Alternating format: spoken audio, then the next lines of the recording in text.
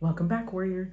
We are a little bit behind schedule, so I am really hoping that you are reading ahead and getting ahead more than I am because I'm a little bit behind schedule. I am coming to you from a hotel here in Santorini, Greece.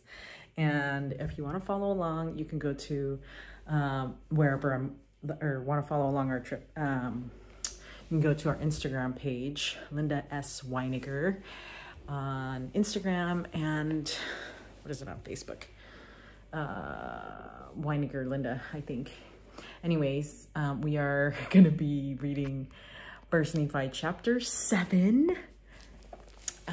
So we're pausing the trip to read some scriptures because that's how it works around here. And so you're going to get a little bit of my up my nose action. Hopefully that's okay. Let's see if we can get some. And is the light better or worse? Probably worse. Okay. Let's go this way because then I think you can see me a little bit better this way, right? Okay.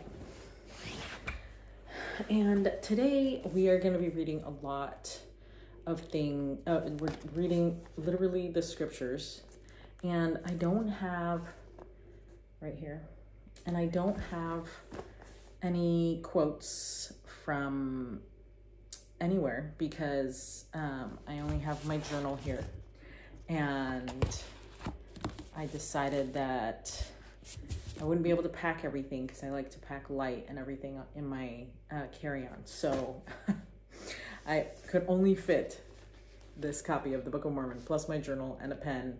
I mean, I guess I do have my laptop and I could get crazy with that, but I figure it's okay to keep things simple while we are on this trip. So, okay, here we go. So Lehi's sons return to Jerusalem and enlist Ishmael and his household in their cause. Laman and others rebel. Nephi exhorts his brethren to have faith in the Lord. They bind him with cords and plan his destruction.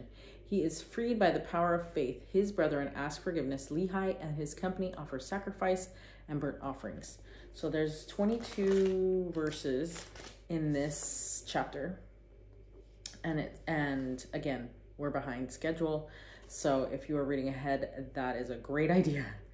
So here we go. And now I would that ye might know that after my father Lehi had made an end of prophesying concerning his seed, it came to pass that the Lord spake unto him again, saying that it was not meet for him, Lehi, that he should take his family into the wilderness alone, but that his sons should take daughters to wife, that they might raise up seed unto the Lord in the land of promise. This is where all the guys get excited, like, woohoo, we're gonna go get some companions, you know, some ladies. And verse 2, and it came to pass that the Lord commanded him that I, Nephi, and my brethren should go again, return to the land of Jerusalem, and bring down Ishmael and his family into the wilderness. And it came to pass that I, Nephi, did again with my brethren go forth into the wilderness to go up to Jerusalem. Okay, remember it was like 200 miles, they said. And it came to pass that we went up unto the house of Ishmael, and we did gain favor in the sight of Ishmael, insomuch. Why do the yawns start? Anyway, that we did speak unto him with the words of the Lord. Okay, wait, how come we don't talk about how hard it was for Laman and Lemuel to want to go? Apparently they also wanted to go to find eternal companions. Hello, isn't that a fun trip? Wouldn't that be like something? I bet that the conversations they had from the time they left to the time they got to Ishmael's house were a whole lot more positive and uplifting than the conversations that they had when they were going to get the plates. Am I right? Okay, and it came to pass that the Lord did soften the heart of Ishmael, oh man, and also his household, insomuch that they took their journey with us down into the wilderness to the tent of our father. See how seamless that whole trip was? Like literally 5 verses. And it came to pass that, and no, they didn't have to fight, and the angel didn't have to come and appear to them to convince them that that they would have success and that they needed to stay and do this thing, right? Hello, what a fun trip though, for real. Laman and Lemuel must have like loved this. Like, yes, Dad, this is what we're talking about. Okay. Oh, sorry. I still have, I've had this cough for, I don't know, 7 weeks. Might be going on 8. Who knows? Okay. Okay, and it came to pass that as we journeyed in the wilderness, behold, Laman and Lemuel and 2 of the daughters of Ishmael and oh wait, just kidding. So never mind. We're on verse 6 and then stuff happens. Behold, Laman and Lemuel and 2 daughters of Ishmael and the 2 sons of Ishmael and their families did rebel against us, yea, against me, Nephi, and Sam, and their father, Ishmael, and his wife, and his 3 other daughters. And it came to pass, in the which rebellion they were desirous to return unto the land of Jerusalem. Okay, see, so now they're like, no, we want to go back.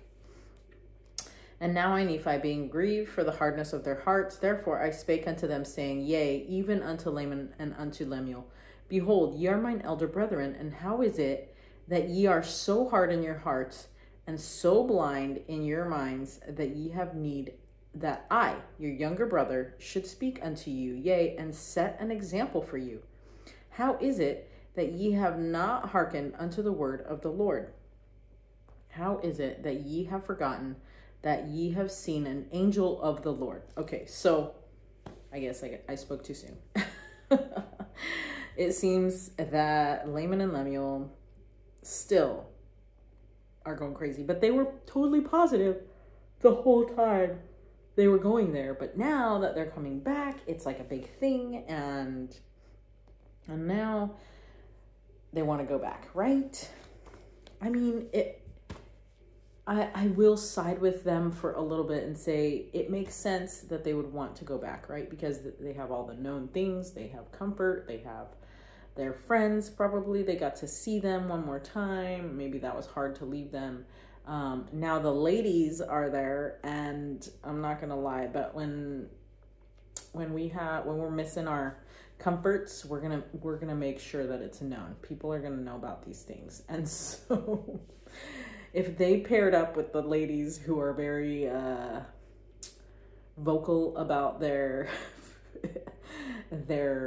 lady troubles, it's possible that they could have, swayed them. And anyways, I'm just saying, because going to the bathroom in the wilderness is not the same as going to the bathroom in your home. That's all I'm saying. Okay. And then he says in verse 11, yea, and how is it that ye have forgotten what great things the Lord hath done for us in delivering us out of the hands of Laban, and also that we should obtain the record? And so Nephi was so sweet. He's trying to remind them, like, hey, I know it's hard, but, remember that the Lord has promised us these things, and remember what he did for us and how he helped us get the plates and everything. Like, obviously this is going to work, right? This is a good thing, and the Lord's on our side, kind of thing. He's on our team. Yea, and how is it that ye have forgotten that the Lord is able to do all things according to his will for the children of men, if it so be that they exercise faith in him? Wherefore, let us be faithful to him. So Laman and Lemuel, the way that they have been acting is more of a reaction and not a way to respond to hardships, right? Whereas Nephi responds and he goes to the Lord for help. And it seems like Laman and Lemuel just seem to react and act on their, react and kind of lash out with their emotions and things. And I feel like you can see 2 different versions of types of people. One is a healthier way to tackle your trials and problems in life, right? Where you take them and you go to the Lord with them. And then you're able to continue to progress, and you're able to move forward in a positive way, and you're able to grow, and you learn from these experiences, right? Whereas Laman and Lemuel, I see them more as reacting and not necessarily able to grow. It seems like they continue to regress back to their natural man, back to their impulsiveness, back to their lashing out, and back to their unhealthy ways. Like, it can't possibly be healthy to rubber band like that, you know? They don't have an anchor, and it just seems like they just go with whatever they're feeling is what their mood is, right? Like, I don't know if I'm explaining it right. They kind of, they're kind of like those unstable teenagers, right? So where they don't know what to do with themselves because they're not sure where their anchor is, and so they are just kind of going with whatever's popular, we're gonna go back over here, we're gonna go back over there, we're gonna go back over here, we're gonna go back over there. Like, they're only gonna do the thing if it's gonna benefit them, and they're only gonna do the thing if it sounds fun or cool, and they're only gonna be excited about it if it's something that seems easy and fun, and you know. But sometimes it's those places that are hard that are going to help us progress, right? Not in our comfort zone. We got to get out of our comfort zone in order to continue to grow and progress. And the Lord is able to help us when we're out of our comfort zone because we are reaching towards him. I guess he can't help us if we don't reach towards him. And that's what it seems like Nephi likes to do, is when he's not in his comfort zone, he likes to go to the Lord. He knows that if he goes there, that he will be given the help that he needs to continue on the path that will lead him to grow and progress. And so I love that I can learn that from him. Okay. And then he says, and if it so be that we are faithful to him, we shall obtain the land of promise, and ye shall know at some future period that the word of the Lord shall be fulfilled concerning the destruction of Jerusalem. For all things which the Lord hath spoken concerning the destruction of Jerusalem must be fulfilled. Okay, I will say that I would probably, if I were Nephi, okay, I'm not, but if I were at the time, I would be kind of a little bit maybe frustrated that I keep mentioning that Jerusalem's going to be destroyed, but it hasn't quite been destroyed yet. So it's almost like not proof to Laman and Lemuel that it's been destroyed, right? And so it's a little bit sad because I feel like sometimes we want those signs that the Lord is on our side and that he's going to help us prove everybody else wrong. Because he promised this and he's going to do it, but he hasn't done it yet. And we're just like, but when is he going to do that so that it makes me feel like I was right? And so I don't know. I probably would have been like, I don't know why Jerusalem's not destroyed yet. I wish it were so you guys could stop murmuring. But what's sad is like, you don't really want to say that you actually wish that it were destroyed, because like at the time there are friends there and people that you knew, and that not everybody was wicked, of course. And so, but you just couldn't bring everybody with you. And so like, it's a little bit frustrating and not, right? Because you wish that it were destroyed so that your brothers could stop and they could just shut it and say like, see, I told you the Lord was right. Or you wish it weren't, but you just wish your brothers would just believe you, right? Or believe Lehi, right? Believe their dad. Like, because dad said that's going to happen, and the Lord said that that's true, and then the Lord told me that that's true because I asked the Lord too. You guys should ask the Lord. But let's be honest, the way that they were going to ask the Lord wasn't going to be sincere, so they wouldn't have gotten an actual response, or whatever response they get, it wouldn't be right. It's like one of those, like, if you pray for something, like, you got to watch out what you pray for, because then you know that you have to act on the answer that you get. And so sometimes we don't even pray for those things that we know that the Lord would want us to pray for, because we already know what the answer is. And isn't that interesting that when we don't pray, we don't experience the growth that can come from that prayer? Anyway, so I bet that was a little bit of something what they were doing too. Like, they didn't want to pray because they already knew what the answer was, but they know that if they get the answer, then it's like Nephi and Lehi were right, and they don't want to do that. Right? Okay, so then verse 14, for behold, the Spirit of the Lord ceaseth soon to strive with them. For behold, they have rejected the prophets, and Jeremiah have they cast into prison. And they have sought to take away the life of my father, insomuch that they have driven him out of the land. See, so he's like, don't worry, like, it's gonna happen soon, you know. But now behold, I say unto you that if ye will return unto Jerusalem, ye shall also perish with them. And now if ye have choice to go up to the land, and remember the words which I speak unto you, that if you go, ye will also perish. Ooh, excuse me. For thus the Spirit of the Lord constraineth me that I should speak. So he's like, I have to tell you this, because then I'm going to feel bad if you died, and you're going to end up saying later, like, you didn't tell me, or you didn't get warned, you know.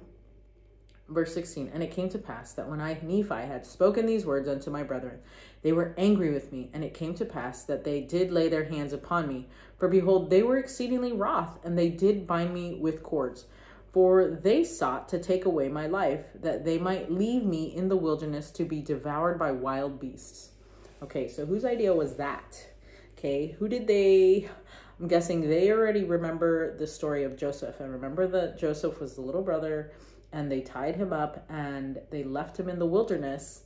And, of course, their dad thought that Joseph got eaten by wild beasts, but instead Joseph, you know, went to Egypt, and he became Pharaoh's friend. And anyway, like, it was a good thing. Like the Lord can consecrate our afflictions for our gain, especially when we're trying to do the right thing and people are taking advantage of us, right? Okay, so verse 17, but it came to pass that and so of course they learned that secret combination from the Bible, and they knew those stories of Joseph. So it makes me sad that they were like, we're going to tie you up, and we're going to do the same thing those mean brothers did then to Joseph now. Or to Nephi now that they did to Joseph then. And I'm like, that's sad. And in fact, I wonder if Joseph ever worried about, or if Nephi ever worried about what happened to Joseph, and thinking if his brothers would ever do that to him, because he knew that his brothers didn't like him so much, right? It would have been kind of sad if that were the case. Okay, verse 17, but it came to pass that I prayed unto the Lord, saying, O Lord, according to my faith, which is in thee, wilt thou deliver me from the hands of my brethren?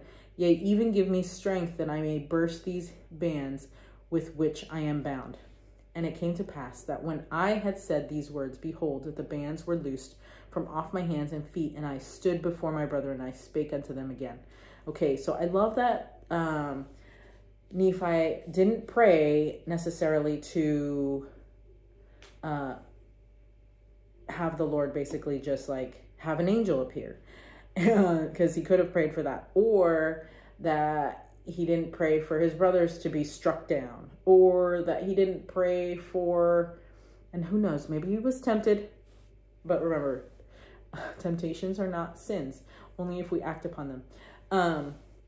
And it's interesting, and I love that he didn't pray for anything wicked to happen to his brothers, even though his brothers were choosing to do bad things and sad things to him, but that he chose to pray for strength to burst out of the bands which he was bound with.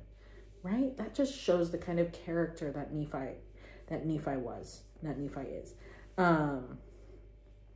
And so hopefully if I'm ever in a situation like that, I will pray for that also, and not just pray like, you better strike those peeps down. Because I feel like that's also what I would pray for. Okay.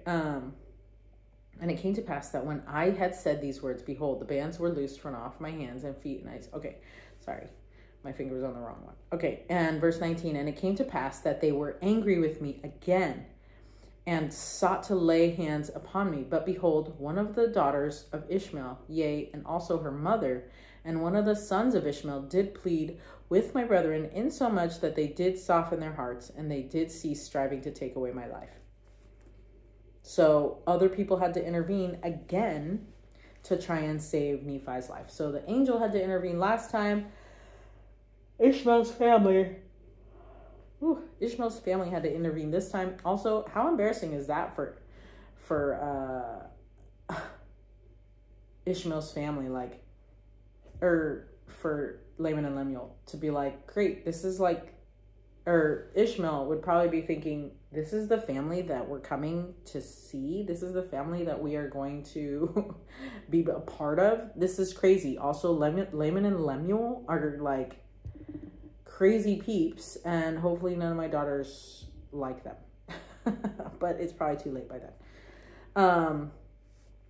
Right? Because, like, I mean, everybody has family problems, but like, if I were Ishmael's wife and I had daughters that were going to be interested in a family, I would not want anything to do with a family whose brothers are trying to kill a brother, right? So that would be sad, and I'd be like, we're leaving because you guys are crazy. Right? Anyways, and then verse 20, and it came to pass that they were sorrowful because of their wickedness, insomuch that they did bow down before me and did plead with me, and I would forgive them of the thing that they had done against me.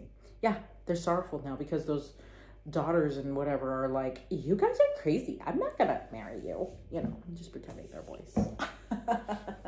And so, of course, they had to be like all like repentant, because now the ladies that they were making fools of themselves in front of were probably thinking twice about what they were doing, possibly. Although I think it also said that there were a couple of them that were helping them or something. I don't know. We'll see here, verse 21. And it came to pass that I did frankly forgive them. Of course he did, because Nephi is an angel. He's a saint. He's so nice. The nicest brother ever. Like, everybody wishes they could have a brother like Nephi, because if you're mean to him, he's just going to forgive you anyway. He frankly forgave them all that they had done. And I did exhort them that they would pray unto the Lord their God for forgiveness. Yeah, they probably skipped that part. Because Nephi forgave them so easily that they didn't even worry about asking for forgiveness from God. And it came to pass that they did so, but did they really mean it, right? And after they had done praying unto the Lord, we did again travel on our journey towards the tent of our father. Right? It's almost like they had to make up, right? Because they were about to go see their dad and their mom. Isn't that true though for siblings? Like, if you were fighting with your sibling before your mom or dad got home, you had to make it all right again. You had to be like so good. In fact, you had to also be so nice and clean up the whole house before they got home, because, you know, you didn't want anybody to know that anybody was in a fight or an argument or anything, and that everybody was happy and good, and like, we just need to be good. In verse 22, and it came to pass that we did come down unto the tent of our father, and after I and my brethren and all the house of Ishmael had come down unto the tent of my father, they did give thanks unto the Lord their God. And they did offer sacrifice and burnt offerings unto him. So I'm guessing that also included that they had like some kind of party, because let's be honest, the fact that Ishmael and his wife and their family are still with them is like a miracle in and of itself. The fact that they saw the family drama and they didn't leave is worth having a party over. So pretty sure they must have had some kind of party celebration after they offered sacrifice and burnt offerings. They must have had a fun, positive experience. Anyway, that is it. We are now going to read chapter 8 tomorrow. And I am so glad that you were here, that you were able to join me. And I did have an invitation for you from this chapter. And my invitation is, how do you approach your problems? Do you react or do you respond? And are we more of like Laman and Lemuel, or are we more like Nephi in the way that we approach our problems, our trials, and our hardships? And just write that down in your journal, because I think it's important for us to keep track of the things that the Spirit prompts us to do. Thanks for being here. Stay strong, warrior.